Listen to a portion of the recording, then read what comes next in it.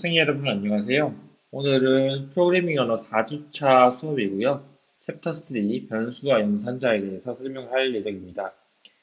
지난 수업까지는 챕터 2 프로그래밍 기본 구성에 대해서 설명을 했었고, C 언어의 소스 코드를 어떻게 짜는지, 어떻게 컴파일을 하는지, 그리고 VC를 이용해서 어떻게 프로그램을 만드는지, 이런 부분에 대해서 설명을 했고요.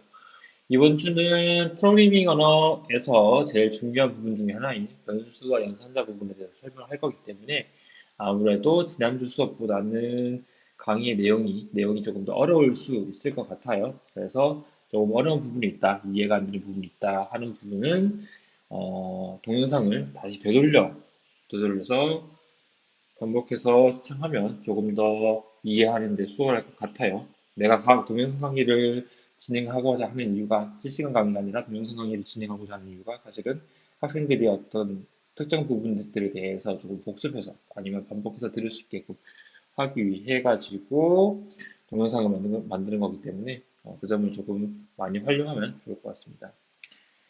자, 시작하죠. 챕터 3.1 연산을 위한 연산자와 값의 저장을 위한 변수라고 적혀 있고요. 여기서 중요한 거는 연산자라는 부분이랑 변수라는 부분인데 이것에 대해서는 차근차근 설명을 할 거고요. 학생들이요, 요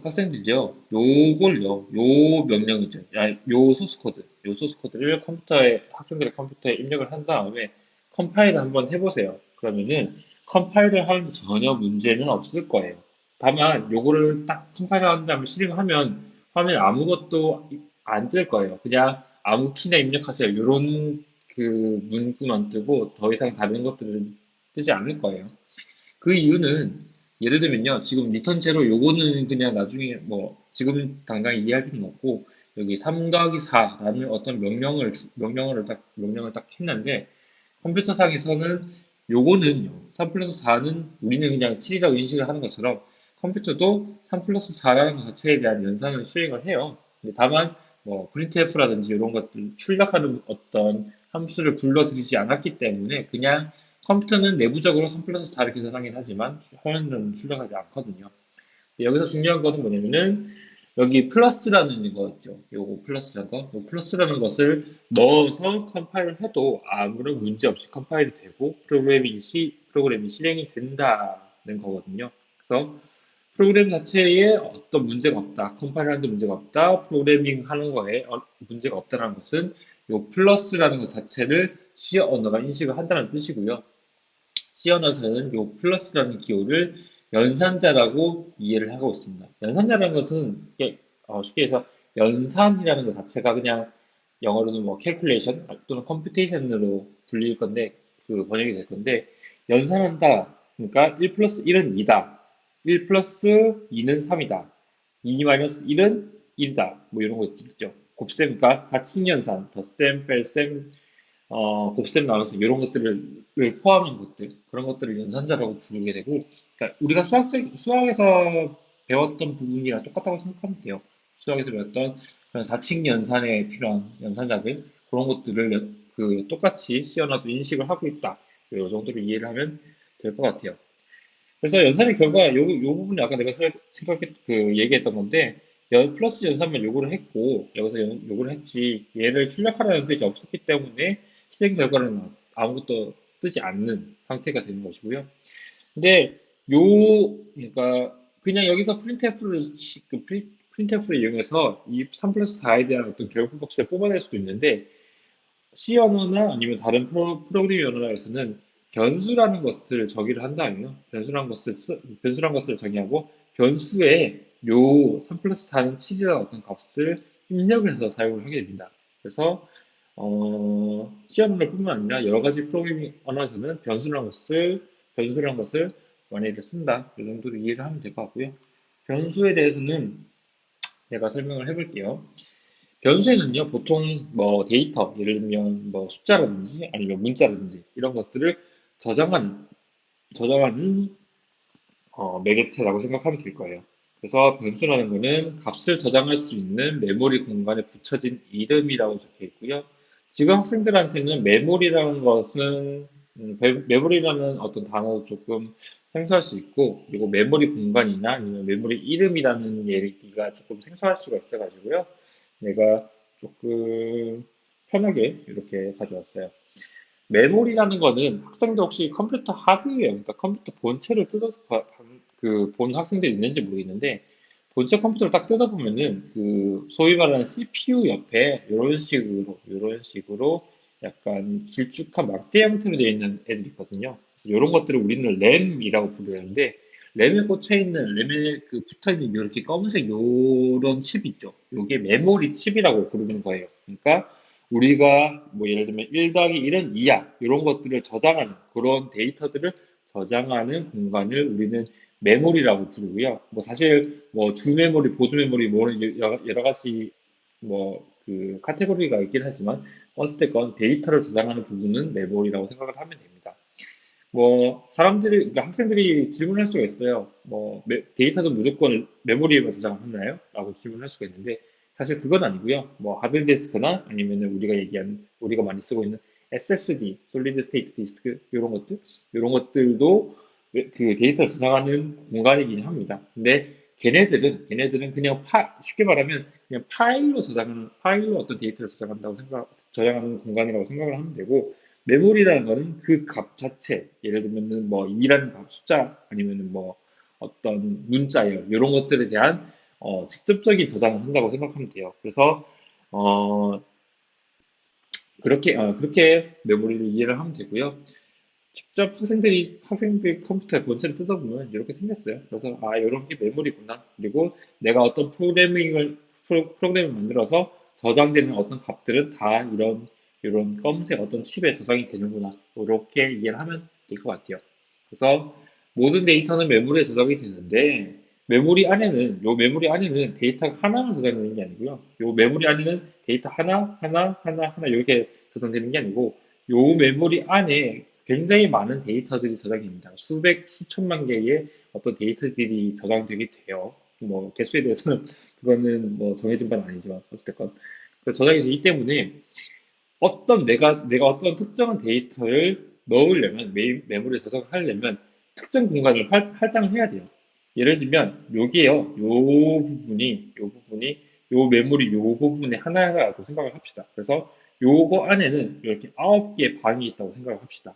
그러면 내가 어떤 데이터를 넣으려면 요 9개의 방 중에 어떤 방을 쓸 건지, 어떤 방을 써서 여기에 데이터를 저장할 건지를 지정을 해줘야 되거든요. 그거를 메모리 공간 할당이라고 부르고요.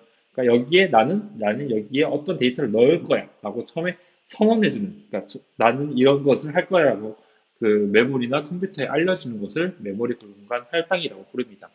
알겠죠? 그래서 메모리 공간을 먼저 할당을 하고요. 그러면은 예를 들면 그런 거죠.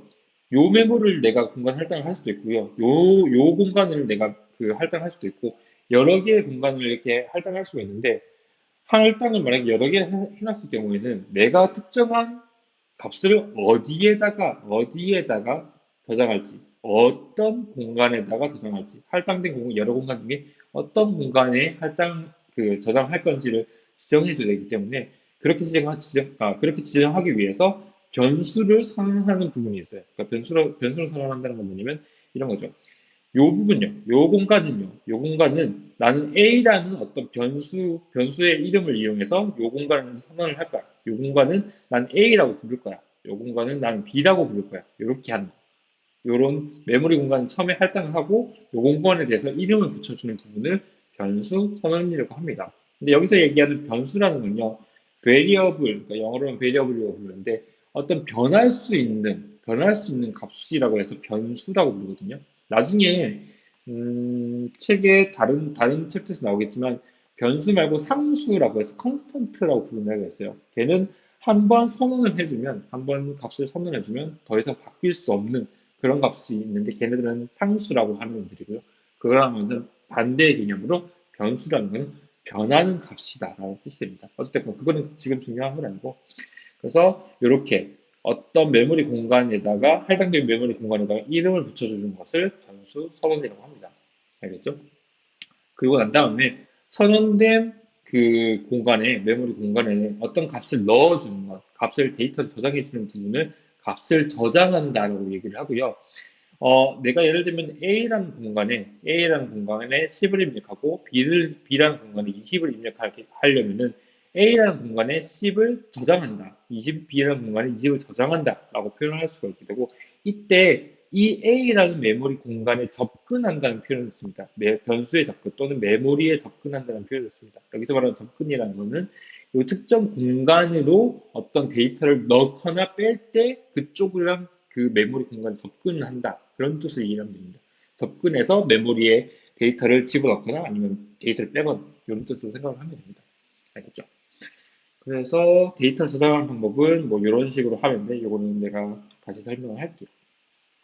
그래서 변수라는 것을 선언을 하면 메모리의 공간이 할당이 되고 할당된 공간에 이름이 붙는다. 아까 설명했었던 요거 요 두 개, 메모리 공간 할당 부분이랑 변수 선언에 대한 내용이고요.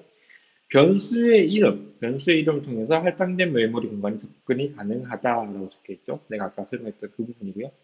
값을 저장할 수도 있고 저장된 값을 참조라는 것은 약간 불러들이는 느낌이거든요. 예를 들면 A라는 변수의 어떤 10이라는 값을 입력해 놓고 내가 A를 딱 불러들이면 아 이거는 10이다. 이거는 10을 뜻하는구나. 요 요 문장 내에서 어떤 한 문장 내에서 A라는 값은 10을 뜻하는구나. 이렇게 읽어드리는 이런 것들을 참조라고 이해하면 될 것 같아요. 그래서 값을 저장할 수도 있고요. 저장된 값을 참조할 수도 있어요. 그렇게 하기 위해서 변수라는 것을 선언하게 되고 여기서 예를 들면 int num 이렇게 부르는 거 있죠. 요거가 변수를 선언하는 부분이에요. 근데 여기에 보이는 요 int는 예전에 그러니까 지난주 수업 때 얘기했던 것 같은데 인테저라고 해서 정수를 뜻합니다. 그래서 나는 이거 이 뜻이에요. 요 그 선에 요 라인에서는 int라는 int라는 어떤 변수를 선언할 거야. 그러니까 int라는 그 변수를 선언하기 위해서 메모리 공간을 할당해줘라는 느낌으로 이해를 하면 되고요. 그 메모리 할당된 메모리 공간의 이름을 나는 num이라는 어떤 이름을 붙여줄 거야. 라고 생각하면 돼요. 그래서 할당된 메모리 공간 이름 num이고요. 그래서 요까지 하면 메모리에 공간이 할당되고 거기에 이름이 num이라는 것으로 붙여지게 됩니다. 알겠죠? 그리고 난 다음에 num은 20, num equal 20 이렇게 넣으면은 num이라는 값에다가 num이라고 붙여진 메모리 공간에 20이라는 데이터를 저장해 주세요라는 뜻이 됩니다. 그래서 저장할 때는 그 데이터 그 변수에다가 어떤 값을 저장할 때는 그냥 equal 어떤 값 이렇게 저장해 주면 돼요. 근데 요거는 변수, 이런 것들 생각하지 말고요. 그냥 학생들이 수학에서 배웠을 때, x는 2, x는 3, 이런 것들 있죠. 그거랑 똑같다고 생각하면 돼요. 그래서 x는 2라고 하면, x라는 값은 2를 뜻하는구나. 이렇게 이해를 할 수가 있잖아요. 그거랑 마찬가지로, 이렇게 적어 놓으면, 너비라는 어떤 부분에 대해서는 20이라는 값을 뜻하는 거구나. 이렇게 이해를 하면 됩니다. 그러면 이 부분은 좀 쉽겠죠. printf에서 %d, 너비라고 하면, 지난주 수업 때 배웠던 것처럼 이렇게 %d라는 것에다가 이렇게 num이라는 것을 넣어주게 될 건데, num이라는 거는 아까 우리가 20이라는 값으로 저장을 했으니까 여기에는 20이 들어가 있구나. 여기에 20이 들어가니까 당연히 printf의 이 문구안에는 20이 들어가겠죠. 그래서 그렇게 출력이 될 겁니다. 그래서 요 코드를 따서 그대로 저걸 출력을 하면 화면에 20 이렇게 뜰 겁니다. 이해하죠? 그래서 그렇게 어떤 값을 저장하거나 아니면 저장된 값을 불러들이기 위해서 변수라는 것을 사용한다. 이 정도로 이해하면 될 것 같아요. 오늘 수업에서 제일 중요한 것 중에 하나가 사실은 변수 부분이기 때문에 이 부분에 대해서 조금 확실하게 좀 이해를 하면은 오늘 수업뿐만 아니라 향후의 수업에서도 편하게 좀 더 쉽게 이해를 할 수가 있으니까 이 부분에 대해서 좀 이해가 안 된다 그러면은 다시 한번 영상을 되돌려서 한번 보고요. 한번 다시 보고, 그럼에도 불구하고, 내용이 좀 어렵다, 좀 더 쉽게 설명해 달라는 어떤 생각이 들면은, 나한테 메일로 이야기를 해줘요. 그러면은, 그 부분에 대해서 조금이더 보충 설명하고, 할 수 있는 어떤, 내용을 만들어 볼게요. 알겠죠? 그래서, 변수에 대해서 설명을 했고요. 변수의 다양한 선언 및 초기화 방법이라고 설명이 되어 있어요. 요거는 책에 있는 내용 그대로 따온 거고요. 요거를 조금 읽어볼게요. int, num, num2 요 부분은요. 뒤에서 설명을 하겠지만 요 콤마라는 것도 의미가 있는 거예요. 어쨌든 요 int num1, num2, 세미콜론 이렇게 붙여놓으면은 나는 int, 그러니까 정수로 쓰일 그 변수를 num1, num2라는 그 변수 이름으로 쓸 거야. 그러니까 요 두 개에 대해서 num1이라는 변수를 위해서 num2라는 변수를 위해서 메모리 공간을 할당해 줘. 이렇게 이해를 할 수가 있고요. 또는 이렇게 할 수도 있어요. 이렇게 쓰면은 인테저, 그러니까 정수 변수로 num3랑 num4를 쓸 건데 num3에는 30이라는 값을 넣어줘. num4라는 변수에는 40이라는 값을 넣어줘라고 이해를 할 수가 있어요. 요거는 num3랑 num4라는 변수를 선함과 동시에 어떤 값을 입력해 준 거거든요. 이렇게 입력을 해줬어요. 이렇게도 쓸 수 있다는 것을 보여주기 위한 그 예제이고요. 처음에 변수를 이렇게 선언을 하고 난 다음에 그 값의 어떤 값을 입력해 주는 것을 초기화라고 불러요. 변수의 초기화라고 불러요. 초기화라는 건 제일 처음에 한다는 뜻에서 초기화라는 표현을 쓰고 앞에 여기는 num1과 num2에는 지금 값을 안 넣어줬잖아요. 그래서 요거는 초기화된 어떤 변수들이 아니고요. 요거 두 개는 그 변수에 대한 선언을 함과 동시에 어떤 값을 넣어줬기 때문에 선언과 초기화를 같이 했다라고 표현을 합니다. 이해가죠? 사실 요 두 부분 대해서 요 밑에 num1은 10, num2는 20이라고 해서 여기서 초기화를 해주기는 합니다. 근데 얘는 그냥 변수의 선언과 동시에 초기화를 해준 케이스다. 이렇게 이해를 하면 되고, 이렇게 써도 되고, 이렇게 써도 상관은 없어요. 알겠죠? 이렇게 써도 되고, 이렇게 써도 되고, 그거는 학생들이 뭐 코드를 얼마만큼 더 효율적으로 짜느냐, 아니면 학생들의 어떤 그 코드를 짜는 스타일, 이런 것들에 따라서 달라지게 됩니다. 근데 여기서 그 테스트를 했던 거는, 요 예제에서 보고자 했던 거는 이거예요. 일단 num1과 num2는요. 초기화를 안 한 상태에서 printf를 이용해서 num1과 num2를 화면에 출력을 하고요. 그 다음에 두 개의 num1과 num2를 초기화하고 다시 한번 num1과 num2를 이렇게 출력을 한 경우입니다. 그리고 이거랑 완전 별개로 방금 것과는 별개로 num3와 num4는 미리 초기화 선언을 함과 동시에 초기화를 해놓고 프린트F를 이용해서 이렇게 출력을 한 거예요. 그래서 실행력을 이렇게 보면은 특이한 게 보입니다. 일단 요 두 개요. 요 두 개는 그냥 정상적으로 우리가 num1과 num2, num3, num4에 10, 20, 30, 40을 넣어줬으니까 당연히 프린트F를 이용하면 이런 식으로 뜨게 되겠죠. 근데 여기 있는 거, 요거 num1에 10을 안 넣고 num2에 20을 안 넣은 상태에서 이거 이전에 요 부분, 요 라인에 대해서 딱 보면은 되게 이상한 값이 나와요. 뭐 마이너스가 붙어 있고요. 되게 길다란 어떤 숫자가 붙어 있고요. 이렇게 뜨게 돼요. 그래서 이런 것들은 우리가 쓰레기 값 또는 갈비지 값이라고 부르고 이런 것들은 의미가 없어요. 그러니까 우리가 원래 쓰고자 하는 값이 아니기 때문에 의미 없는 값이라고 부릅니다. 근데 요게 중요한 이유가 뭐냐면요. 음, 그런 거예요. 변수를요, num1과 num2를 선언만 해놓고, 그 전체 소스 코드 안에서 선언만 해놓고, 이 값에 대해서 내가 입력을 안 했어요. 뭐 10이란 값과 20이란 값을 입력을 안 했어요. 안 한 상태에서 그냥 입력하는 거였으니까 까먹고 그냥 안 쓰고 있다가 어떤 특정한 문구에서 num1과 num2를 넣어버렸어요. 그러면은 그 안에는 garbage 값, 쓰레기 값이 들어가기 때문에 전체적인 어떤 코드의 계산 결과 또는 연산 결과들이 엉망이 되게 됩니다. 그렇기 때문에 변수의 초기화는 가능한 한 해주는 게 좋고요. 안 해줘도 코드는 돌아가고 컴파일은 가능해요. 근데 내가 의도하는 바대로 코드가 돌아가지 않을 수 있기 때문에 가능한 한 그 변수를 선언하고 난 다음에는 가능한 한 빨리 초기화를 해주는 것이 좋습니다. 알겠죠? 그래서 요 부분에 대해서는 조금 주의해서 해주면 좋고, 보통은요, 초기화를 할 때 그냥 0 값을 입력해줘요. 그래서 뭐 예를 들면 이거죠.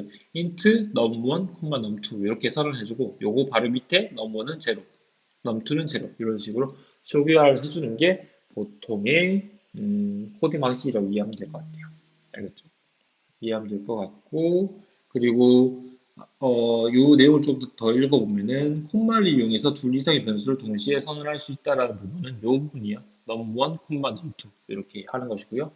콤마를 안 쓸 거면 이런 거죠. int num1 세미콜론 그리고 엔터 치고 int num2 세미콜론 이런 식으로 두 개의 변수를 선언을 하는 건데 그렇게 안 하고 그냥 콤마를 쓰면 한 줄 내에 한 줄 내에 선언이 가능하다. 이런 뜻으로 이해하면 됩니다. 알겠죠? 그리고 이 부분은 선언과 동시에 초기화를 한 부분이고요. 이해가죠? 이렇게 됐고요. 그 다음에 변수를 선언할 때 주의할 사항에 대해서 약간 잠깐 얘기를 할게요. 이거는 학생들이 VC를 이용하거나 다른 어떤 그 프레임워크를 이용을 해가지고 코드를 짤 때, 뭐랄까, 될 수도 있고요. 어떤 경우에 대해서는 컴파일이 될 수도 있고, 어떤 경우에 대해서는 컴파일이 안 될 수도 있어요. 그래서, 그러니까 양쪽 다 가능하게, 그러니까 모든 케이스에 대해서 컴파일이 가능하게 만들려고 하기 위해, 그러니까 만들기끔 하기 위해서 학생들한테 설명하는 내용이에요. 뭐냐면요. 우리가 예를 들면 int main이라는 이건 그냥 메인 함수라는 뜻인데 main이라는 함수 내에다가 이렇게 중괄호 안에다가 이렇게 코딩을 하죠. 요 안에다가 소스 코드를 집어넣는데 그 선언하는 부분 있죠. 변수 선언하는 부분은 그냥 요 중괄호 첫 시작하자마자 요 안에다가 요렇게 안에다가 선언을 해줘요. 바로 앞에다. 이거 무슨 뜻이냐면은 요거가 요거의 차이는요. 요거가 요거의 차이는 요거는 num1과 num2를 먼저 선언을 하고 뒤에 초기를 한 것이고요. 얘는요. num1을 선언하고 num1 초기화 그리고 num2를 선언하고 num2를 선언하고 초기화하고 이렇게 해서 요 두 개의 선언 사이에 어떤 초기화가 중간에 들어간 케이스예요. 근데 요게 경우에 따라서는 그 컴파일이 될 수도 있고요. 요 케이스에 대해서는 컴파일 될 수도 있고 컴파일이 안 될 수도 있어요. 이거는 컴퓨터의 잘못이라거나 아니면 그 프로그래밍 특정 프레임워크의 잘못이라기보다는 그 프레임워크에서 어떻게 컴파일을 하는지 컴파일에 대한 여러 가지 옵션들이 있는데 뭐 이렇게 컴파일해라 저렇게 컴파일해라 이런 옵션들이 있는데 그걸 어떻게 두느냐에 따라서 컴파일 될 수도 있고 안 될 수도 있거든요. 그래서 가능한 한 그런 케이스를 그런 경우를 피하기 위해서 이렇게 하지 말고 가능한 한 선언하는 부분, 변수를 선언하는 부분은 그냥 바로 앞쪽에 그냥 루루루 다 해주자. 변수의 선언이 맨 앞에 되는 것을 요구한다. 그래서 이렇게 먼저 선언을 하고 그 뒤에 초기화를 하거나 아니면 다른 내용들을 수행하게끔 그렇게 코드를 짜는 것이 더 좋다라고 이해를 하면 될 것 같아요. 근데 학생들이 어떤 환경에서 코드를 짜느냐에 따라서 이 부분도 가능하기 때문에 무조건 이렇게 해라라고 강제하기는 조금 어려운 부분이 있습니다. 근데 조금 그냥 뭐랄까, 그냥 좀 곤란하거나 어려운 그런 상황을 피하기 위해서 이렇게 쓰는 것을, 이렇게 사용하는 것을 추천한다 정도로 이해하면 좋습니다. 그리고 변수라는 건요, 여기 num1, num2 또는 여기서 num3, num4라고 했던 거는 사실 넘버의 약자거든요. 그러니까 넘버라는 어떤 그 숫자라고 부르는 그 변수의 이름을 조금 짧게 만들기 위해서 그냥 num 그리고 그냥 그 구분 짓기 위해서 num 1, 2, 3, 4 이렇게 표현을 한 건데 요거를 요렇게 하는 거를 변수의 이름을 붙인다 이런 뜻으로 쓰거든요. 뭐 어떤 값에는 num1, 아니 어떤 메모리의 어떤 공간에는 num1을 붙이자, num2를 붙이자, num3를 붙이자, num4를 붙이자 이렇게 해서 변수 이름을 붙인다고 표현하는데 이 변수 이름이라는 것에도 어느 정도의 규칙이 있습니다.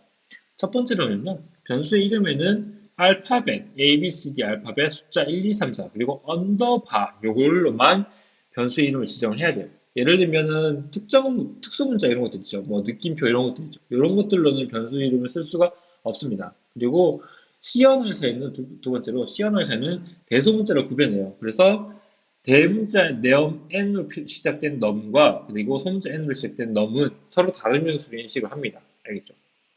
그렇기 때문에 뭐 예를 들면 똑같은 이름을 쓰고 싶다. 똑같은 이름으로 변수를 선언하고 싶다라고 하면 대문자랑 소문자로 구분해서 만들어주면 되고요. 근데 이렇게 했을 때 단점이라고 하면 내가 코딩을 하다 보면요, 요 대문자로 시작된 요 놈이랑 소문자로 시작된 요 놈이랑 헷갈려요. 그러니까 내가 원하는 어떤 변수를 대문자로 시작했지? 대문자로 시작했나? 아니면 소문자로 시작했나? 이렇게 헷갈리는 부분이 있기 마련이기 때문에 가능한 한 그냥 아예 다른 걸로 해주는 게 좋아요. 예를 들면 그냥 차라리 num1, num2 이런 식으로 변수를 구분시켜 주는 게 좋지. 대소문자로 그 대소문자로 변수를 구분짓는 거는 좋은 방법은 아니다라고 이야기해주고 싶고요. 그 다음에 변수의 이름은 숫자로 시작할 수가 없고요. 키워드도 변수의 이름을 사용할 수 없다. 키워드에 대해서는 제일 마지막에 이야기하겠지만 변수의 이름은 숫자로 시작할 수가 없어요. 예를 들면 이런 거, 7, 뭐 이런 것들로 시작할 수가 없어요. 그리고 아까 얘기했던 변수의 이름 중에는 특수문자가 들어갈 수 없다는 부분이 이 부분이고요. 그리고 마지막에 부분이 이름 사이에 공백이 삽입될 수 없다. 6월 띄우고 name 이건 안 돼요. 6월 언더바 name은 가능하고 6월 안 띄우고 그냥 6월 name 이렇게 붙여서 쓰는 건 가능한데 이렇게 띄워서 쓰는 것은 안 된다. 그렇게 이해하면 됩니다. 요 네 가지 규칙은 항상 적용이 되는 거니까 요거는 잘 기억을 해뒀다가 학생들이 변수를 입력할 때 요건 되는구나, 이건 안 되는구나 판단해서 변수 이름을 지정해주면 됩니다. 변수의 자료형이라고 해서 데이터 타입이라고 부르는데 사실 이 변수의 자료형은 되게 많아요. 근데 그냥 여기서는 이 페이지에서는 자료형으로 정수형 변수, 실수형 변수 이 두 가지만 설명할게요.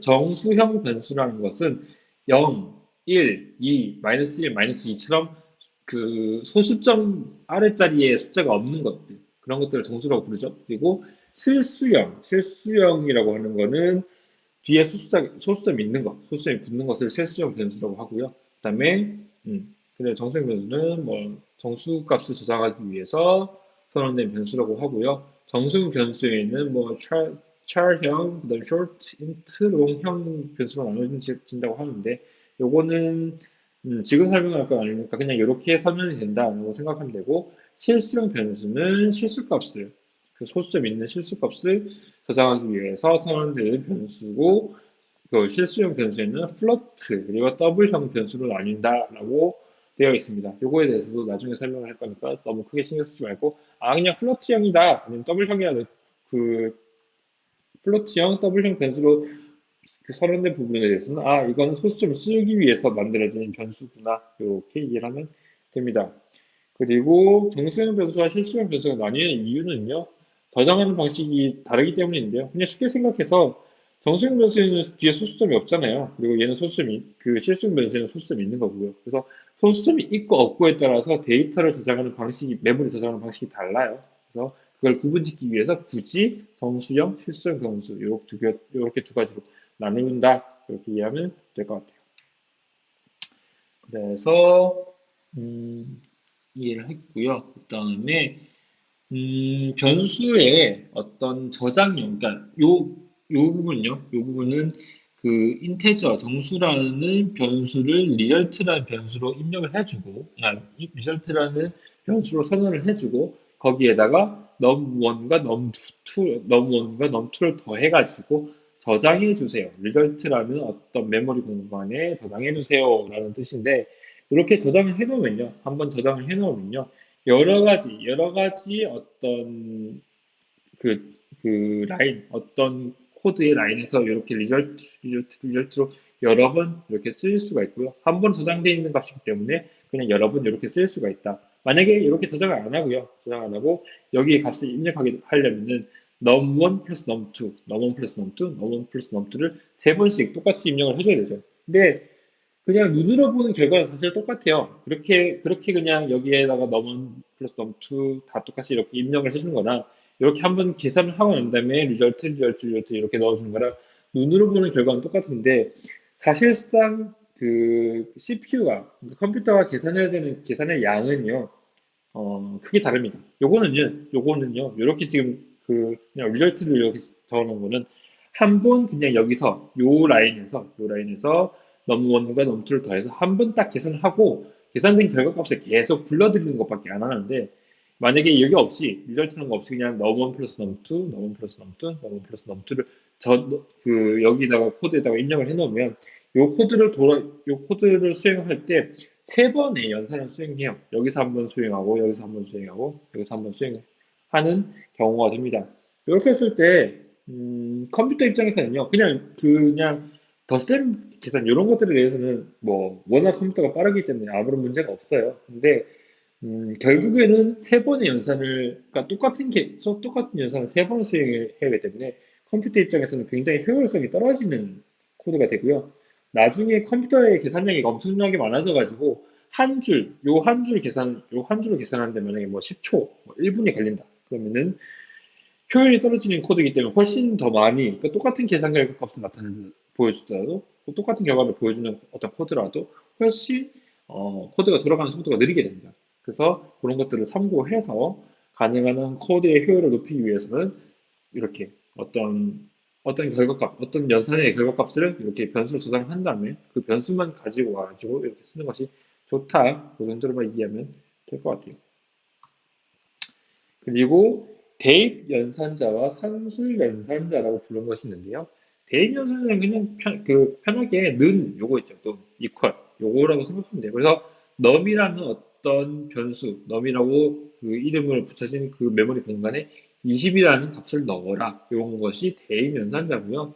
산술 연산자는 학생들이 이해하고 있는 사칙 연산, 덧셈, 뺄셈, 곱셈, 나눗셈 이런 것들이 사칙 연산이고요. 여기다 플러스로 퍼센트라고 표현되어 있는 연산자가 있어요. 요거는 모드라고 부르는 연산자인데, 이거는 뭐냐면은 나머지요. 그러니까 예를 들면 7을 3으로 나누고 난 다음에 나머지, 3으로 나누고 나면 1이 남겠죠. 그래서 그거에 대한 값입니다. 그래서 num equal 7 나누기 3, 7% 3이라고 하는 것은 7을 3으로 나눴을 때의 나머지 값을 num이라는 변수에다가 넣어주세요. 라는 뜻이 됩니다. 이렇게 이해하면 되고, 그래서 요렇게 다섯 가지 어떤 연산자를 이렇게 쓴 케이스가 되고, 참고로 얘기하면은 지난주에 설명했던 것처럼 printf라는 거는 어떤 펑션이었잖아요. 그냥 이렇게 생각하면 돼요. printf란 걸 print 펑션, 그러니까 출력 함수 이렇게 이해하면 되는데, 이 printf라는 출력 함수에다가 이렇게 안에 연산자를 집어넣을 수도 있어요. 이렇게. 그러니까 요 바깥에서요. 요 printf라는 것 바깥에서 그냥 넘1과 넘2를 어떤 값으로 더해서 뭐 예를 들면 아까 얘기했던 이런 것처럼 int result는 num1 플러스 num2 해서 요거 printf 바깥에서 값을 계산해 가지고 이렇게 들고 들어올 수도 있는데, 그렇게 안 하고 그냥 요렇게 그 num1과 num2를 더한다는 어떤 연산을 요 안에서 printf라는 함수 안에서 진행할 수도 있어요. 마찬가지로 음, 빼는 것도 비슷한 것도 나는 것도, 그리고 나머지 값을 계산하는 것도 어떠한 특정 함수 내에서 할 수 있다. 뭐 그 정도로 이해하면 될 것 같고요. 딱히 어려운 부분은 없죠. 이 대입 연산자랑 산술 연산자에 대해서는 딱히 어려운 부분은 없을 거고, 요거 퍼센트 부분에 대해서는 아마 처음 보는 느낌일 거라서 요것만 조금 이해를 하고 넘어가면 될 것 같아요. 그리고 복합 대입 연산자라고 부르는 게 있는데, 이거는 뭐냐면요. 요거 있죠, 요거. 요거를 한번 볼게요. 요게, 보기에 따라서는 조금 어려워 보일 수도 있어요. 왜냐면은 A라는 변수가 왼쪽에도 있고 오른쪽에도 있기 때문에, 이거 왜 양쪽에 다 있지? 라고 생각할 수가 있어요. 근데 코드를 짜다 보면 이런 경우가 되게 많아요. 뭘 뜻하냐면요. 일단요, 요 값을, 요렇게 이해를 해야 됩니다. 요렇게 짜여진 코드 같은 경우는 왼쪽에 있는 요거의 어떤 결과값을, 미안해요. 오른쪽에 있는 요거에 대한 결과값을 왼쪽에 집어넣는다라고 이해를 해야 됩니다. 무슨 뜻이냐면, 얘가 뜻하는 건 뭐냐면요. A에 저장되어 있는 값이랑 B에 저장되어 있는 값을 더해가지고 A라는 공간에다가 집어넣어 주세요. 그러니까 A라고 명명되어 있는 메모리 공간에 저장된 값이랑 B라고 명명된 메모리에 저장된 공간에 있는 값을 더해가지고 A라고 명명되어 있는 메모리 공간에 넣어주세요라는 뜻이거든요. 그러니까 A가 왜 두 번 사용됐냐면은 A라는 기존의 어떤 A라는 값과 B라는 값을 더해가지고 A라는 어떤 변수에다가 새로 집어넣기 위해서 양쪽 는 옆에 양쪽에 A라는 그 변수가 같이 있게, 그러니까 동시에 존재하게 되는 케이스고요. 이해가 잘 안 되면 학생들이 한번 코딩을 해봐요. 예를 들면은 A라는 변수를 선언을 하고 B라는 변수를 선언을 한 다음에 예를 들면 A는 1, B는 2 이런 식으로 선언해줄 거야. 선언과 동시에 그 초기화를 해주고요. 요 문구를 쓰고 난 다음에 프린트F를 한번 해보세요. 그러면은 A라는 변수가 처음에는 1이라고 선언됐지만 요 코드를 넘어가는 순간 A는 3이 될 거예요. 왜냐면 아까 B라는 값에 2를 넣어줬기 때문에 1 더하기 2는 3 해서 A는 3이라는 값이 될 겁니다. 그래서 한번 학생들이 실습을 해보면 이런 느낌이구나라는 걸 이해할 수가 있을 거고요. 요거를요, 조금 짧게 표현하기 위해서, 이퀄에 는 왼쪽과 오른쪽에 똑같이 A라는 그 변수가 적혀 있잖아요. 그래서 요거를 하나로 축약해가지고, 요렇게 표현할 수도 있어요. 요렇게 표현하면 뭐냐면은, A라는 값에다가 B라는 값을 더한 다음에 A라는 변수에다가 넣어주세요. A라는 변수에다가 B라는 값을 A라고 그 명령된 데이터에다가 B라고 명령된 데이터를 뺀 다음에 A라는 데이터에 다시 넣어주세요. 마찬가지로 A의 값에다가 B의 값을 곱한 다음에 A에다가 넣어주세요. 이렇게 이해하면 되거든요. 그러니까 여기 왼쪽에 있는 요 연산들이랑 오른쪽에 있는 연산들은 완벽하게 동일한 연산인데 이렇게 중복되는 얘네들을 없애주기 위해서 이렇게 쓴다. 플러스 이퀄, 마이너스 이퀄, 곱하기 이퀄, 나누기 이퀄 이렇게 쓴다 라고 생각하면 이해하면 될 것 같아요. 어렵지는 않을 것 같고, 그러니까 왼쪽이 왜 오른쪽처럼 되느냐에 대해서는 어렵지 않을 것 같고, 만약에 이퀄 왼쪽과 오른쪽에 왜 똑같은 변수 A가 지정되어 있느냐 요거에 대해서 이해하기 위해서는 아까 얘기했던 것처럼 조금 학생들이 코딩을 해보면 이해가 될 겁니다. 이렇게 이해하면 될 것 같고요. 그래서 이런 거죠. int num1은 2라고 해서 num1이라는 변수를 선언하고 바로 2라는 값을 초기화를 해줬어요. 그 상태에서 이렇게 num1 플러스 이퀄 3 이렇게 넣으면은 num1은 결국 요 라인을 거치고 난 다음에 5가 돼요. 그래서 여기에 5가 들어가죠. 그런 식으로 이해하면 될 것 같아요. 마찬가지로 num2랑 num3도 똑같은 개념으로 이해하면 될 거고요. 그리고 부호 연산의 의미를 갖는 플러스 연산자와 마이너스 연산자라고 적혀 있는데요. 이렇게 할 수도 있어요. int num1은 여기는 num1은 d라고 하고 넘어갔잖아요. 근데 여기다가 플러스를 넣어줄 수도 있어요. 플러스 값을 넣어줄 수도 있어요. 근데 이렇게 하나 플러스를 안 넣어주나 똑같은 의미가 돼요. 여기 그냥 플러스를 넣어준 거는 그냥 num1이라는 값이 그냥 양수의 값입니다라는 걸 뜻하기 위해서 플러스를 넣어준 거고 수학에서 동일해요. 수학에서도 뭐 1 더하기 2 이렇게 표현하지만 사실은 1 더하기 2는 3 이렇게 표현을 하지만 사실은 이게 그러니까 더하기 1, 더하기 2는 더하기 3 요거를 추격한 거거든요. 앞에 있는 더하기 1에서 더하기나 아니면 더하기 3에서의 더하기는 크게 뭐 중요하지 않기 때문에 없애겠다라고 생각을 한 거라고 생각하면 되고 그거랑 마찬가지로 넘1은 플러스 2로 표현할 수도 있고 그냥 플러스 없이 그냥 넘1은 2 이렇게 표현할 수도 있습니다. 근데 마이너스는 추격을 못하죠. 마이너스는 없앨 수가 없잖아요. 그래서 변수를 선언할 때도 마찬가지로 num2는 마이너스 4 이렇게 써줘야 됩니다. 이해가죠? 그렇게 됐고요. 그리고 요거 한번 볼게요. 지금 여기서 num1은요 플러스 g라고 돼 있죠. 플러스 2라고 지금 선언을 해놓은 상태에서 그러니까 num1은 그냥 양수 2라는 값을 선언을 했는데 요거 밑에 num1은 마이너스 num1 이렇게 붙였어요. 이걸 뭘 뜻하냐면 num1이라는 어떤 값의 사인을 부호를요 마이너스로 바꿔주세요. 그냥 곱하기 마이너스 1을 했다고 생각하면 돼요. 그래서 마이너스로 바꿔주세요. 라는 뜻이고요. 프린트F를 이용해서 너문을 출력해보면 마이너스 2가 나와요. 무슨 뜻인지 이해했죠? 그렇게 이해하면 되고 마찬가지로 num2는 마이너스 4라고 선언이 됐었는데 num2의 부호를 다시 한번 마이너스 이용해서 바꿔주세요 했더니 출력된 결과가 4가 됐어요. 그렇죠? 이렇게 얘기하면 됩니다. 근데 중요한 것 몇 가지가 있는데 첫 번째로는요. 요거는요, num2의 어떤 값에다가 부호를 마이너스를 붙여주세요라는 뜻이고요.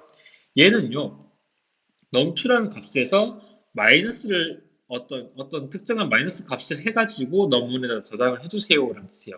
그러니까 만약에 num2가 4다. num2가 4면은 여기는 num1이라는 어떤 값에다가 마이너스 4를 입력해주세요. 라는 뜻이고요. 얘는요, num2라는 값이 4인데 거기다가 마이너스 1을 해주세요. 마이너스 1을 해서 num1에 저장해주세요. 라는 뜻이에요. 지금은 안 적혀 있는데요. 미안해요.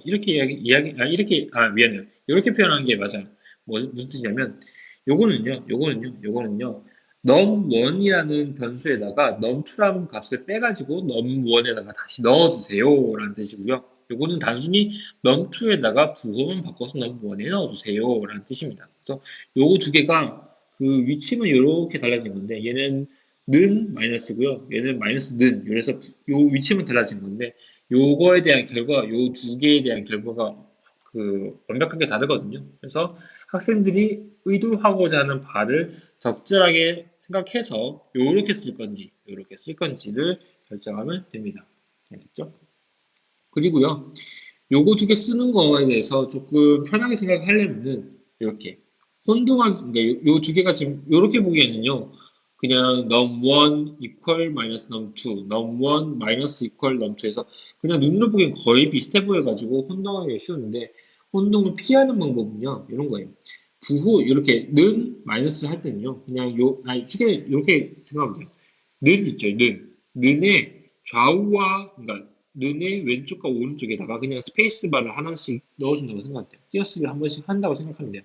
그러면 요렇게 하면요 컴파일이 되고요. 요렇게 해도 컴파일이 돼요. 그러니까 요거는 마이너스 이퀄을 그냥 붙인 상태에서 이렇게 양쪽에다가 스페이스바를 한 건데 요렇게 해도 컴파일이 돼요. 근데 요거 중에 띄운 거죠. 요거랑 요거 사이를 요렇게 띄워주면요.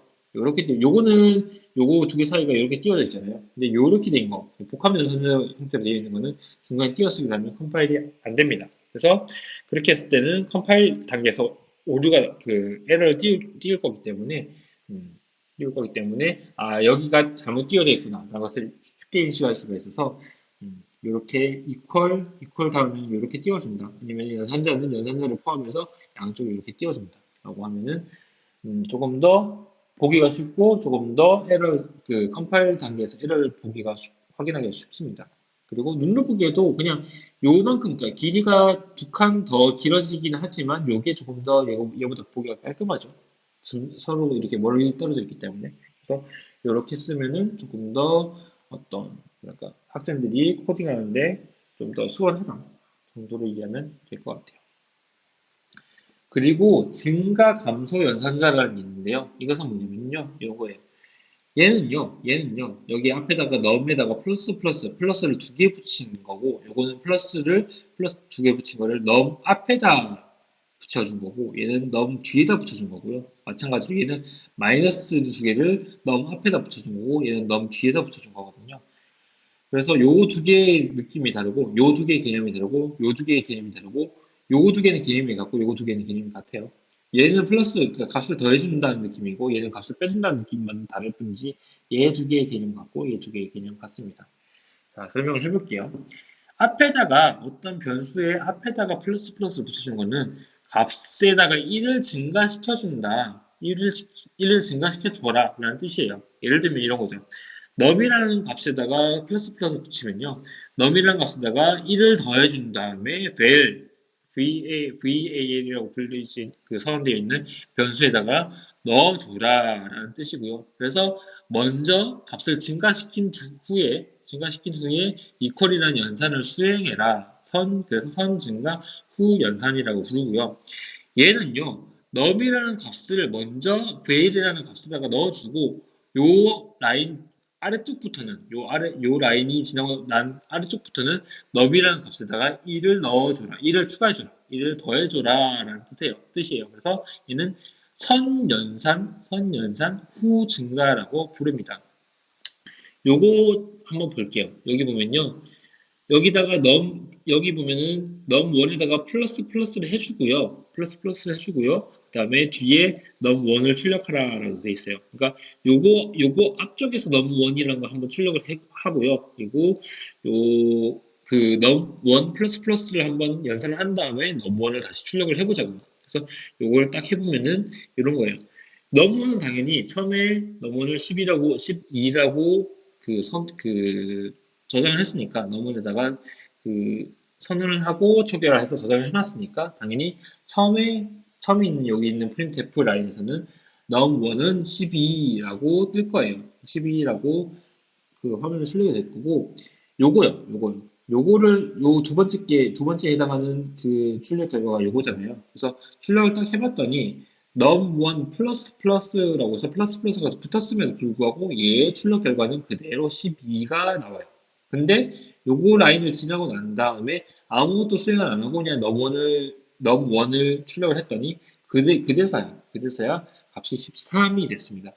무슨 뜻인지가죠. 그래서 그러니까 플러스 플러스가 뒤에 붙는 경우에는 요 라인 이후부터 적용이 된다. 이후부터 적용이 된다 생각하면 되고요.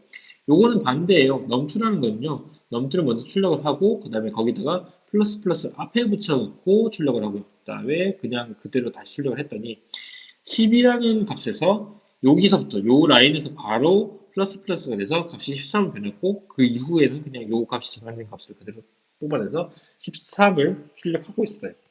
알겠죠? 여기랑 여기가 다른 거는요. 여기는 num1에다가 뒤에다가 플러스 플러스를 하고 얘는 num2 앞에다 플러스 플러스를 한 거예요.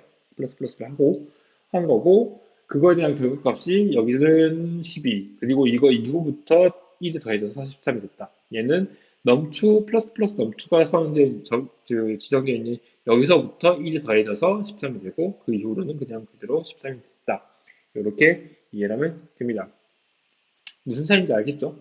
그거랑 마찬가지로 마이너스 마이너스도 마찬가지예요. 마이너스 마이너스도 여기서는 너물에다가 1을 감소한 뒤에 선 감소 후 연산을 한 거고요. 후 연산을 하라는 뜻이고요. 얘는 선연산 후 감소를 하라는 뜻이 됩니다. 그래서 요 두 개의 내용은 요 두 개를 이해한 것과 같다라고 생각하면 됩니다. 그래서 혹시나 이 부분에 대해서 어렵다고 하면 요거를 한번 코딩해 봐요. 요거를 똑같이 코딩을 하고 결과값을 한번 봐요. 그러면은 요 두 개의 차이가 어떤 거구나 이런 것들을 조금 더 쉽게 이해할 수 있을 것 같네요. 그리고 요거에 대해서 한번 볼게요. 요거요. 조금 헷갈릴 수 있는데 우리가 수학에서 괄호를 치는 이유는 괄호를 이렇게 치는 이런 식으로 괄호를 치는 이유는 괄호 내에서 먼저 연산을 하고 그리고 괄호 밖에서 연산을 하라는 뜻이잖아요. 그렇죠? 그래서 그거랑 똑같이 그 프로그래밍 언어에서도 이렇게 괄호를 치면요. 요 괄호를 치면 요 안에 있는 연산부터 먼저 수행을 하고 그다음에 요 바깥에 있는 연산을 수행하라는 뜻이 됩니다. 그래서 프로그래밍 언어에서도 마찬가지인데 수학이랑 마찬가지인데 요거를 하면요. 요 라인을 한번 실행을 해보면요. 실제로 넘투에는 어떤 값이 들어갈까요? 그래서 요거만 그냥 요 괄호 내용이랑 그리고 요 마이너스 개념만 이해를 하면요. 넘원이 10으로 초기화가 됐기 때문에 넘원에다가 마이너스 1을 수행해서 9가 되고 9 플러스 2에서 11이 될지 아니면은 아까 얘기했던 것처럼 앞에 얘기했던 요 부분처럼 넘원이라는 값은 요 이후부터 1 마이너스 1이 된 9가 될 건지 그래서 여기서는 그냥 10으로 이해를 하고 10 플러스 2가 돼서 10 플러스 2해서 12로 인식이 될 건지 요 두 개에 대해서 어떤 것 쪽이 맞는 것 같아요? 실제로 수행해보면 여기 num2는 12라고 해가지고 num1에 대한 마이너스 되는 num1에서 마이너스 1이 되는 부분은 요 라인 이후에 적용이 되게 됩니다. 실제로 요 괄호 부분을 먼저 그러니까 그 코드에서는 괄호 부분 안에 있는 내용을 먼저 수행을 하긴 하지만 요 안에 있는 내용이 요 라인 다음부터 적용이 되라. 요 다음부터 마이너스 1을 적용해라. 라는 내용이 되기 때문에 설령 요 num1 마이너스 요 내용 바깥에다가 이렇게 괄호를 붙여놨다고 해서 얘가 9가 되진 않아요. 그냥 10으로 바로 유지를 한 상태가 되고, 요거 다음부터 여기다가 9가 들어가서 넘버는 9 이렇게 출력이 되게 됩니다. 이해가죠? 그렇게 순서를 생각하면 되고요. 그 다음에 조금 더 어려운 내용이 될 수도 있어요. 관계 연산자라고 해가지고 요거 두 개는 많이 봤을 거예요. 요거 두 개, 그리고 요거 두 개를 많이 봤을 거예요. 얘는 뭐냐면은, 예를 들면은, 왼쪽에 있는 값이랑 오른쪽에 있는 값이랑 이렇게 딱 비교했을 때, 왼쪽에 있는 값이 오른쪽에 있는 값보다 작을까요? 라고 물어보는 거라고 생각하면 돼요. 그래서, 예를 들면 n1, 그리고 이렇게 n2라고 학생들이 적게 되면, 과연 n1은 n2보다 작을 것인가? 라고 물어보는, 어, 것이라고 생각하면 되고, N1과 N2가 어떤 관계가 있는지에 대해서 물어보는 것이기 때문에 관계 연산자라고 불러요. 마찬가지로 이 꺽쇠 이렇게 된 게 반대로 해서 이렇게 되어 있으면 N1이 N2보다 클까요? 라는 뜻이 되고요. 이퀄이 두 개 있으면요. 이퀄이 하나가 있으면 N1 이퀄 N2라고 적혀 있으면 그거는 N1이라는 값에다가 N2라는 값을 집어넣어 주세요라고 명령하는 그 느낌인데 이퀄이 두 개 붙어 있어요. 이렇게 넣는 이렇게 붙어 있으면 N1이랑 N2가 같은 건가요? 라고 물어보는 연산자라고 생각하면 돼요. 알겠죠? 그리고 여기 느낌표는 느낌표가 아니고 느낌표는 요거 순서는 이렇게 느낌표는 요거를 꼭 지켜줘야 되고요. 느낌표 는이라는 것은 과연 N1이랑 N2는 다른 값인가요? 라고 물어보는 거라고 생각하면 돼요.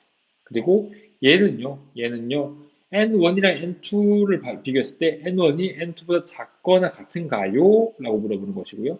마찬가지로 얘는 N1이 N2보다 크거나 같은가요? 라고 물어보는 것이라고 생각하면 됩니다.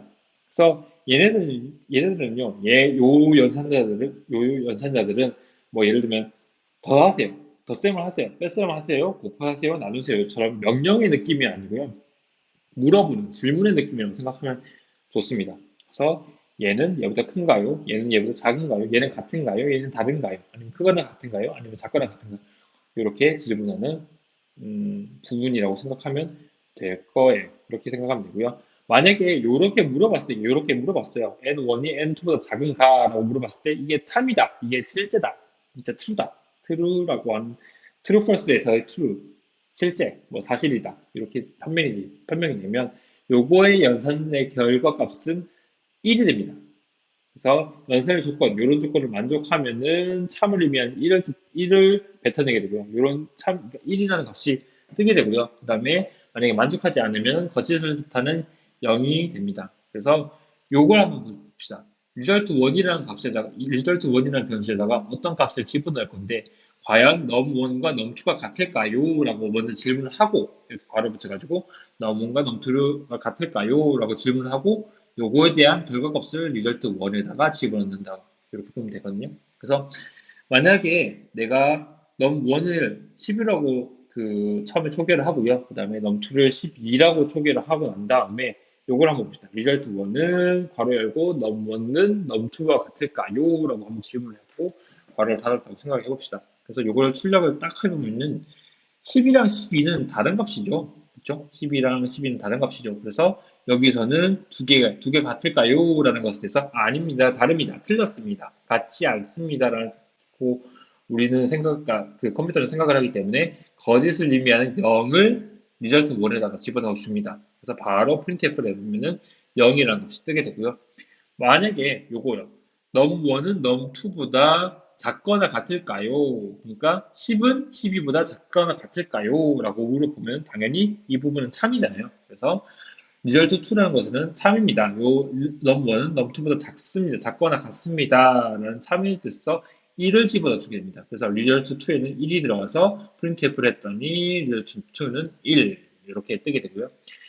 요거는 num1은 num2보다 클까요? 라는 것에서 당연히 아닙니다. num1은 num2보다 크지 않습니다. 라는 뜻에서 0이 들어가고 result 3에는 0이 들어가고 그래서 그것을 출력하면 0이 됩니다.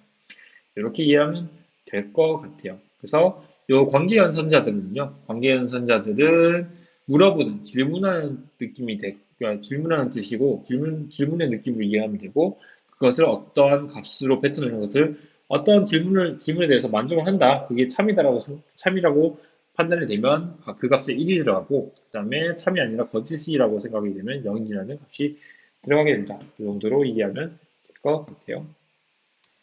다음으로 논리연산자라는 게 있는데, 논리연산자라는 거는 어떤 거냐면 얘가 참인지 거짓인지 아니면은 뭐 어떤 조건을 만족하는지 이런 것들에 대해서 논리적으로 따져보자라고 하는 의미라고 생각하면 돼요. 그래서 따졌을 때 참이면은 1, 그리고 거짓이면 0을 도출하는 연산자라고 생각하면 됩니다. 총 세 가지가 있는데, 첫 번째로는 and가 두 개 붙은 거. 요거는 and라고 해가지고 A라는 조건과 B라는 조건이 모두 참이어야만 A and B라는 어떤 구문이 참이되는 그런 논리 연산자고요. 둘 중에 하나라도 또는 둘 다 거짓이면 0이라는, 거짓에 해당하는 0이라는 값을 도출하는 연산자입니다. 그리고 이렇게 짝대기 그려진 요거 같은 경우 뭐냐면은 학생들 키보드 엔터 키 위쪽에 보면은 수직으로 그려져 있는 애들이 있거든요. 걔를 두 번 썼습니다. 두 번 쓴 거라고 생각하면 되고, A, 작대기 B라는 것은 A라는 조건이랑 B라는 조건 중에 둘 중에 하나라도 실제라면은 연산 결과는 참이라고 1이라는 값을 도출하는 연산자이고, 둘 다 둘 다 거짓이라고 하면은 0이라는 거짓을 반환하는 연산자라고 생각하면 됩니다. 그리고 느낌표가라는 게 있는데, 느낌표 같은 경우는 A가 참이라는 조건이 되면은, 이 A라는 조건이 참이면은 거짓이라는 0이 나오고, 그 다음에 A라는 조건이 거짓이면 참이라는 조건이 1을 내뱉는 논리연산자라고 생각하면 됩니다. 그래서 요 세 가지에 대해서 조금 이해하기 어렵더라도 밑에 있는 예제를 보면서 조금 이해를 해보도록 하죠. 일단요, 요거, num1에다가요, 10이라는 값을 집어넣고요, num2에다가 12라는 값을 집어넣었어요. 그리고 요 두 개의 조건에 대해서 num1은 10인가요? 그리고 num2는 12인가요? 라고 질문을 했어요. 그랬을 때 둘 다 만족을 하잖아요. 그래서 and의 느낌으로 result 1에는 참이라는 결과에 1이 들어가게 됩니다. 그래서 printf를 해보면은 result 1은 1. 그리고 num1, 10은 12인가요? 12보다 작은가요? 라는 조건에 참이 될 거고요. num2, 12는 12보다 큰가요? 라는 조건에는 거짓에 해당하는 false가 뜨겠지만, 둘 중에 하나, 왼쪽의 조건을 만족하고 있는 참이라고 만족을 하고 있기 때문에, result2는 참이라는 조건에 1이라는 값이 뜨게 될 겁니다. 이해가죠? 그리고 넘1이, 그러니까 요게 좀 애매한 건데, 넘1이 아닌가요? 요런 조건, 요거는 뭘 뜻하냐면요. 넘1이라는 값이 0인가요? 아닌가요? 0인가요? 아니면 넘1이 1인가요? 라는 질문이에요. 그래서 넘1이 1이라면은, 참여에 해당하는 1을 도출하고요. 그 외의 값이면 1이 아니라, 넘1이 1이 아니라, 거짓이에요. 넘1이 1이 아니라 다른 값이다. 그러면은 얘는 거짓이라고 표현을 해서 0이라는 조건을 나타내게 됩니다. 이게 조금 애매할 수가 있는데, 그러니까 사실은 이 참과 거짓을요, 내가 지금 이때까지 그러니까 1이면 참이면 1, 그 다음에 거짓이면 0이라는 표현을 썼는데, 실제로 C 언어가 인식하는 거는 0 외에 나머지 것들은 다 참이라고 봐요. 그러니까 num1이라는 값이 1 이상이면, 1, 2, 3, 4, 이런 값이면은 다 참이라고 보고요. 그 다음에 num1이 0이라는 값이면은 거짓이라고 표현을 하는 거죠. 그래서 넘원이 지금은 10이라는 조건을 줬기 때문에 얘는 참이라는 인식을 하고 있는 상태고, 참이라고 하면은 얘는 거짓에 해당하는 0을 뽑아낸다고 했잖아요. 그래서 요거. 이제부터 3라는 값에는 0이 들어가게 됩니다. 0이 들어가서 결국 값이 0이라는 결과를 도출하게 됩니다. 그래서 논리 연산자 요 세 가지에 대해서 설명을 했고요. 콤마 연산자라는 게 있는데, 콤마라는 건 또 다른 건 없어요. 그냥 이때까지 우리가 코드에서 썼었던 콤마 있죠, 요거. 요 콤마에 대한 설명이고, 콤마는 딱히 다른 어떤 덧셈, 뺄셈, 고순 연산처럼 어떤 사치 연산을 하는 그런 연산자가 아니고, 그냥 어떤 구분해서, 그러니까 예를 들면 num1은 1, 그리고 num1은 2, 요 두 개를 구분하기 위해서 중간에 넣는 거라고 생각하면 돼요. 그리고 예를 들면 헬로월드도 중간에 이렇게 콤마를 해가지고 printf hello 그리고 콤마 printf world라고 하면은 hello와 world 두 개의 어떤 두 개의 문법을 구분 짓는 거라고 생각하면 돼요. 그 중간에 콤마를 집어넣어서 구분 지었다라고 생각하면 되고 실제로 이걸 printf 해보면 그냥 hello world printf 하나에다가 hello world를 집어넣은 거랑 똑같이 뜨긴 합니다. 이렇게 뜨긴 하고요. 구분 짓는, 구분을 목적으로 하는 연산자다라고 이해하고 넘어가면 됩니다. 다음으로 연산자의 우선순위와 결합 방향이라는 게 있는데 우선순위라는 건 이래요. 덧셈이랑 뺄셈 수학에서 덧셈이랑 뺄셈보다는 곱셈이랑 나눗셈을 우리가 먼저 하잖아요. 그런 거예요. 그래서 덧셈 뺄셈보다는 곱셈과 나눗셈을 먼저 수행한다 라는 뜻에서 얘네들이 더 우선순위를 가지고 있다라고 생각하는 것을 똑같이 코드에서도 그렇게 판단을 하고요. 그래서 연산자의 우선순위는 덧셈과 뺄셈보다는 곱셈과 나눗셈의 우선순위가 높다라는 내용이 아까 방금 설명했던 그 내용이고요. 결합 방향이라는 건 이래요. 곱셈이랑 나눗셈이 똑같은 우선순위를 가지고 있고 덧셈과 뺄셈이 똑같은 우선순위를 가지고 있잖아요. 대신에 곱셈과 나눗셈보다는 덧셈과 뺄셈이 더 나중에 수행해야 된다는 우선순위가 있긴 하지만 근데 그거는 지켜지고 있는 상황에서 곱셈과 나눗셈이 똑같은 우선순위를 가지고 있기 때문에 어떤 걸 먼저 수행해야 하는지 우리는 사실은 몰라요.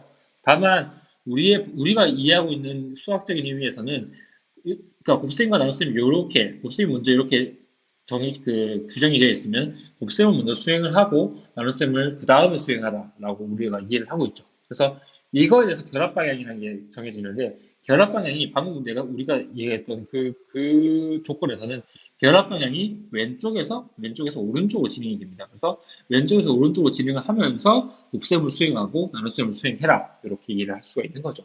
그래서 덧셈, 뺄셈, 곱셈, 나눗셈 모두 결합 방향이 왼쪽에서 오른쪽으로 진행되는 게 일반적인 수학에서의 진행 방향이고 마찬가지로 코드에서도 진행 방향이 그렇게 진행이 됩니다. 근데 경우에 따라서는 오른쪽에서 왼쪽으로 진행하는 그 결합 방향이 틀려 있어요. 예를 들면은 그런 거죠. 예를 들면은 그 학생들 책 그 페이지 69페이지를 한번 펼쳐볼래요?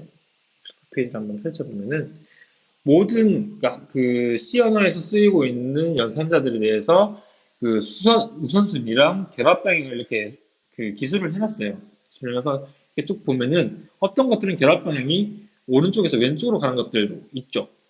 이런 것들을 잘 보면은 얘는 왜 결합 방향이 오른쪽에서 왼쪽으로 가게 되는지 이런 것들을 알 수가 있을 거고 요번 자동차 강의에서 모든 연산자에 대한 모든 것들을 다 다루지는 않았어요, 사실은. 그래서 지금 69페이지에 있는 표 3.5, 요 표를 보면서, 요러한 연산자들도 있구나. 이런 것들을 좀 이해하고 넘어가면 좋을 것 같아요. 근데 뭐 굳이 이런 것들을 지금 당장 다 외울 필요는 없으니까, 그냥 이런 것들만 있구나라고 이해하고 그냥 쉽게 넘어가면 될 것 같아요. 그래서 방금 페이지까지는 연산자의 우선순위랑 그 다음에 결합 방향에 대해서 설명을 했습니다. 여기까지 해서 챕터 3.2까지 설명을 했고요. 챕터 3.3이 사실은 더 남아있기는 한데 이거는 다음 주 수업으로 미루려고 해요. 왜냐하면 얘에 대한 내용은 변수라든지 연산자에 대한 내용이 아니기 때문에 굳이 오늘 수업 때 연달아서 붙여가지고 설명할 필요가 없을 것 같아요. 그렇게 하면 학생들이 조금 더 이해하기가 복잡해질 수가 있으니까 이거는 다음 주 수업 때 챕터 4를 진행하기 전에 설명을 하도록 할게요. 알겠죠? 그래서 여기까지 해가지고 챕터 3 3.2까지 나갔고 자동차 강의를 마무리하도록 하겠습니다. 지금까지 들어주셔서 고맙습니다.